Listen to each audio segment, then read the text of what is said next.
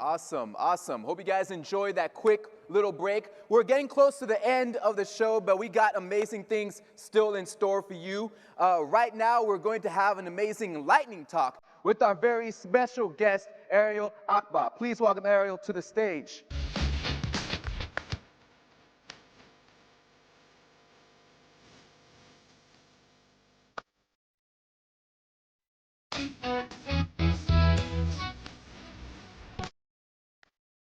Hello, everyone. Great to be here at the ISS conference. Really appreciate you all making your way to Boston today. Of course, we, Aurelia Institute, are based here in Cambridge. Really excited to tell you about the future of space architecture and an experience that I hope a few of you may have had a chance to see earlier in the week. We have a big pavilion that we set up that I know a bunch of the ISS conference attendees had a moment to see. So first, a little bit about Aurelia Institute.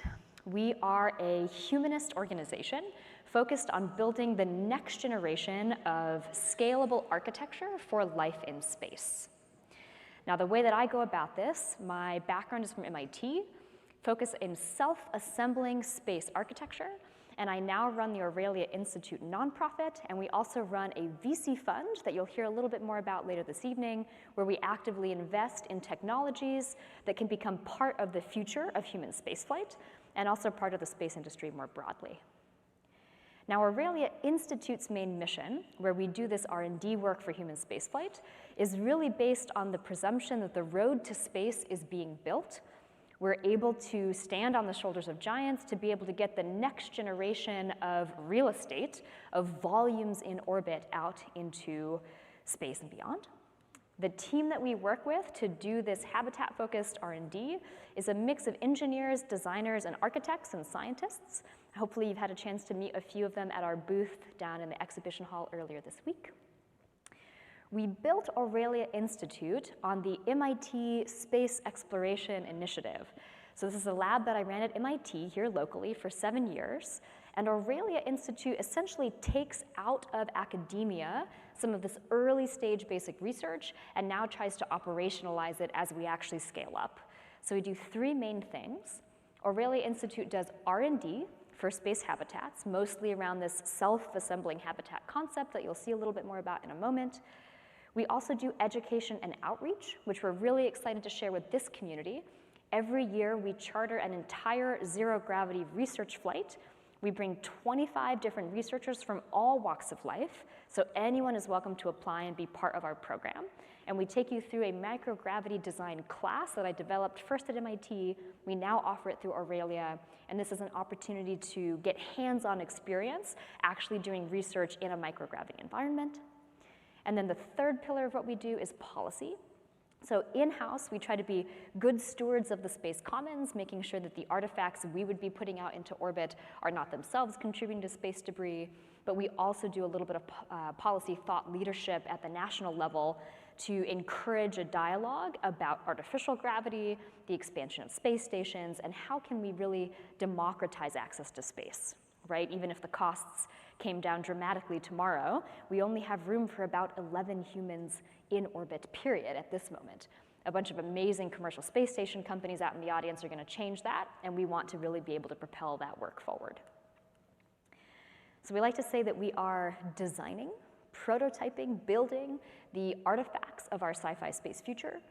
So if Elon Musk and Jeff Bezos and NASA and ESA and Stoke and many others are working on the rockets to get us there, wherever there may be, Mars, Moon, or beyond, we at Aurelia work on the human lived experience of space. So in addition to thinking about the next generation of the shells for architecture itself, how do we design the artifacts on the inside, the experiences, the products, the tools that make it a life worth living in space? One of the ways that we do this is through extensive microgravity testing. So in addition to the outreach flyers and the educational flyers that we bring on these zero-G flights, we ourselves are trying to train the space generation to bring a series of microgravity tested prototypes for everything from aeroponic systems for green vaults, growing plants in orbit, to fermentation stations so that we can have nutritious, gut-healthy, pro-microbiome food in the future of life in space. all of these technologies that we develop for the inside ecosystem of a space habitat, we test on our own R&D platform. And again, this builds on over 100 payloads now that I have supported through the MIT lab, either to do zero gravity flights, International Space Station missions, delighted to have been integrated many times by NanoRacks and Axiom in this very audience to get some of this work to space. And now we're also leading MIT's return to the moon. So I'm PI for MIT's lunar mission. We have 2 payloads going up on the Intuitive Machines 2 lander next year, which we're really excited about. So this all builds on this kind of growing crescendo of a launch platform, where our goal is to make sure that students and our own staff and members of our community get real opportunities to test out this next generation life and space infrastructure. Some of the more wild and wacky examples, we, in addition to doing really rigorous engineering, my background's in physics, a lot of our team is aerospace engineering or mechanical engineering, we also think about musical instruments in space. What would it take to design a musical instrument that could only be played in microgravity? Or a space food example that's actually delightful to eat and is, again, unique to this experience of floating. So we put a lot of thought into the cultural artifacts of this new space age. And again, just to summarize, these are an example of our different launch platforms. So I like to say you're not a real space program, whether you're in academia or elsewhere in industry, if you're not actually launching to space. So we are very committed to getting our portfolio of technologies out there. And if you'd like to hear more, we just put out a book a couple years ago with MIT Press from the MIT era of all of these different research projects that we have contributed to. And it really kind of now comes back and culminates in Aurelia Institute. So the Aurelia Institute Starfleet Academy program is really all about training this next generation for life in space. And I just wanted to really highlight it here for this group because we would love to have applications from this audience. So if you have an idea, maybe a 20% time project at your company, or even just a personal passion project, or maybe you know someone that you'd like to nominate to fly, like a Patty Grace Smith Fellow, or a Brooke Owens Fellow, or a Matthew Isakowitz Fellow. We love bringing the next generation of workforce development in the space industry on these opportunities, so definitely reach out. Now for a quick tour through our core capstone research, which is this notion of how do we build space architecture that is far bigger than our biggest rocket payload fairings, things that can actually expand and be self-assembled in orbit. I'm going to play a quick video here of the artist render concept behind Tesserae. So Tesserae is my MIT PhD work, which is now being developed in Aurelia Institute going forward. Tesserae is a bit of a tortured acronym. It stands for Tessellated Electromagnetic Space Structures for the exploration of reconfigurable adaptive environments, something I will never do again, make that terrible of an acronym. But the idea is that we need infrastructure in space that can really scale. So what you'll see here is an example of a rocket launch. It can deploy anywhere. It doesn't have to be around Mars. It can be in low Earth orbit. There's basically a glorified Pez dispenser inside of that rocket payload fairing. These tiles are carefully popped out, and on the sides of each tile are electropermanent magnets developed under patent at MIT that allow these tiles to autonomously dock and self-assemble. Now, in addition to the magnets on the edge of these tiles, there's a lot of sensing and AI capability that we have built into this technology. What the artist render doesn't show is if the tiles bond incorrectly, we can also correct that. So this is an assembly system for in-space manufacturing of large-scale space structures that doesn't require EVAs for astronauts and doesn't require robotic arms. And that's because we want it to be able to go quickly and scale to create the types of volumes that we really want to be able to achieve in orbit. We just need more real estate in orbit. I'm going to pause the video there. Happy to share the rest of the link later with anybody that's interested.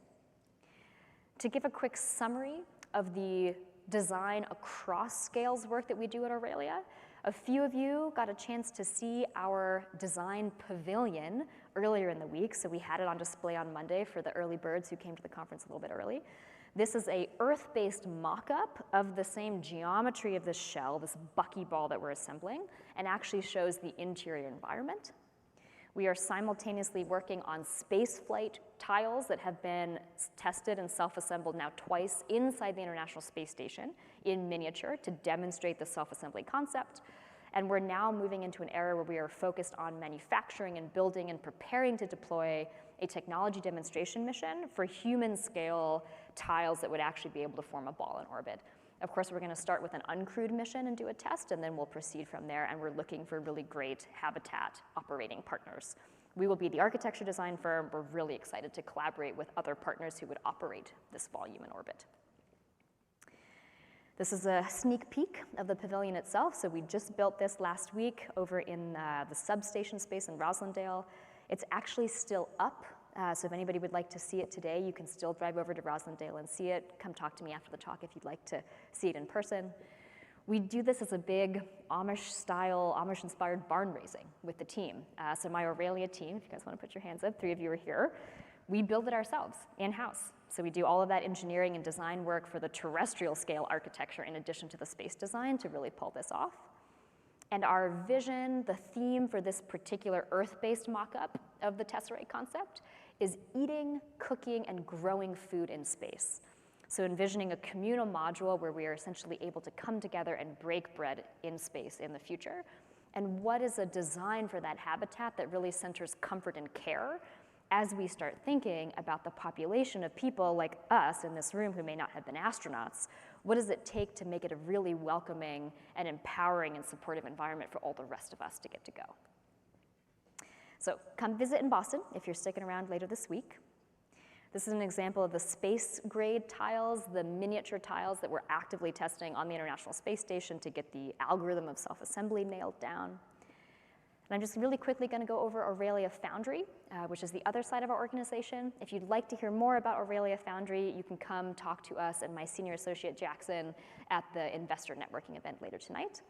But the long and the short of it is we have a sister VC fund where we invest in early stage pre-seed and seed companies, occasional Series A, where we feel like we can really support the company from a technical standpoint and benefit from our incubator and help the next generation of companies in the space economy really come up all together. And with that, thank you so much. Really excited to meet all of you. Thank you for taking the time today, and please reach out if you'd like to hear more.